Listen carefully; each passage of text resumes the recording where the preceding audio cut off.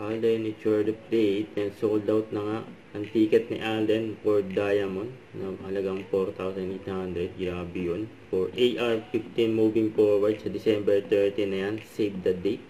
So ito pa yung post na Sparkle GMA Artist Center. Ito yung event ni Alden ng umaga diyan sa Bangko Sentral ng Pilipinas for 2025 PinEd Congress. Ang gwapo pa ni Alden.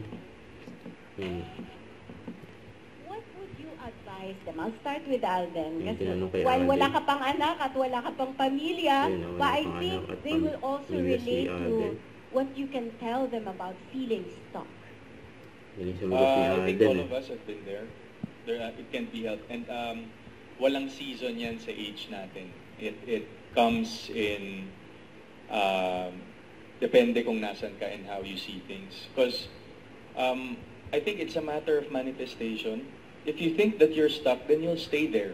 It's about mindset. Changing your mindset every day when you wake up, diba?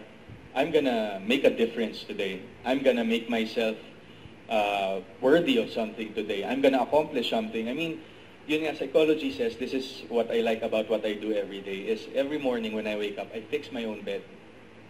You fix your own bed. Yes, and fixing your own bed tells you that you have already accomplished something for that day. And that tells a lot, and everything will follow. I think the mindset of being stuck, kasi nga parang right now, parang we're given the realization that self-worth is everything.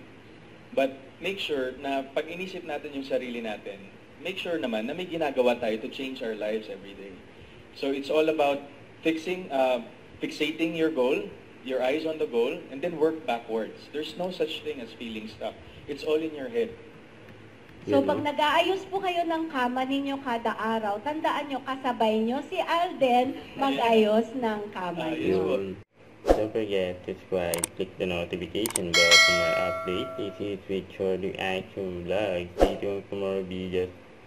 See ya.